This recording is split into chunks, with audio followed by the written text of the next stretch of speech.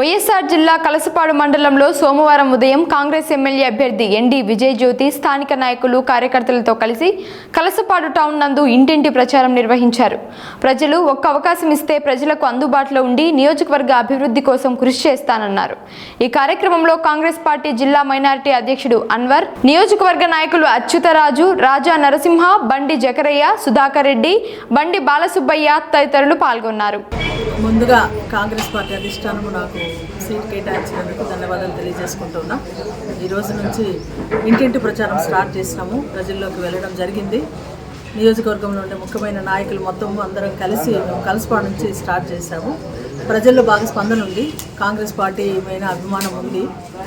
ఇప్పుడు కాంగ్రెస్ పార్టీ పెట్టిన పథకాలు కూడా మేము ప్రజల్లోకి తీసుకెళ్తా ఉన్నాము. వారు ఎంతో సంతోషంగా ఆహ్వానిస్తూ ఉన్నారు. నాకైతే పూర్తి విశ్వాసం పెరుగుతూ ఉంది. తప్పకుండా ఈ నియోజకవర్గంలో కాంగ్రెస్ పార్టీ జెండా ఎగరవేస్తాము, తప్పకుండా గెలుస్తామని నాకు నమ్మకం ఏర్పడింది.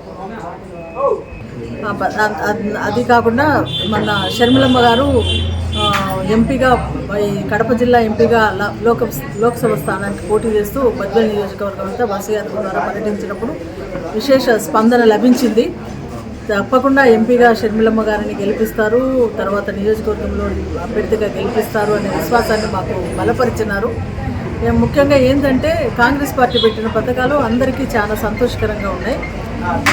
అంటే పెన్షను ఒక ఇంట్లో ఒకరికే వచ్చేది, మిగతా ప్రభుత్వాలు ఏదైనా కూడా. ఇక్కడైతే అర్హత ఉన్న ప్రతి ఒక్కరికి పెన్షన్ ఏర్పాటు చేయడం జరిగింది.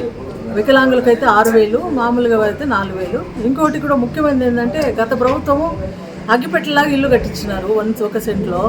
కానీ ఇప్పుడు ఉంటే ప్రభుత్వము 5 లక్షల రూపాయల ఖర్చు పెట్టి మంచి ఇల్లు కట్టించడానికి వారి పథకం దాంట్లో మేనిఫెస్టోలో పెట్టడం జరిగింది. ఇంకొకటి ముఖ్యంగా వెన్నెముక లాంటి రైతులది బాధ చాలా భయంకరమైంది. వారు పండిస్తేనే మనం భోజనం చేయగలుగుతాం. అటువంటి వారు ఎప్పుడు బాధపడుతూ ఉన్నారు. వారికి ఊరట కలిగించే విధంగా 2 లక్షల రుణమాఫీ ఒకటి పెట్టడం జరిగింది. వారు పెట్టుబడి పెట్టిన దాంట్లో 50% గిట్టుబాటు ధర ఏర్పాటు చేయడం జరిగింది. అదే కాకుండా ఒక యువతకు ఉద్యోగాలు లేక చదువుకొని పెద్ద చదువులు చదివి ఇంట్లో బాధపడుతూ ఉన్న సమయంలో మన రాష్ట్రంలో 2,25,000 మందికి ఉద్యోగాలు ఇవ్వడానికి వారు అవకాశం కల్పిస్తూ ఉన్నారు.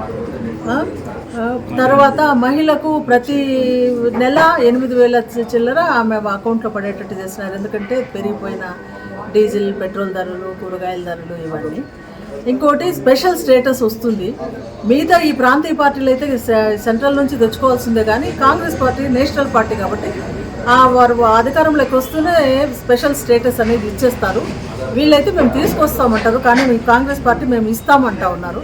కాబట్టి ఇటువంటి ఎన్ని మంచి పథకాలు ఉన్నాయి కాబట్టి ప్రజలు ఆదరిస్తూ ఉన్నారు. ఈ ఒక్క రోజులోనే మాకు బాగా సంతృప్తికరంగా ఉంది. ప్రజల యొక్క ఆదరణతో మేము తప్పకుండా కాంగ్రెస్ పార్టీ గెలుస్తుంది అనే నమ్మకం ఏర్పడతా ఉంది.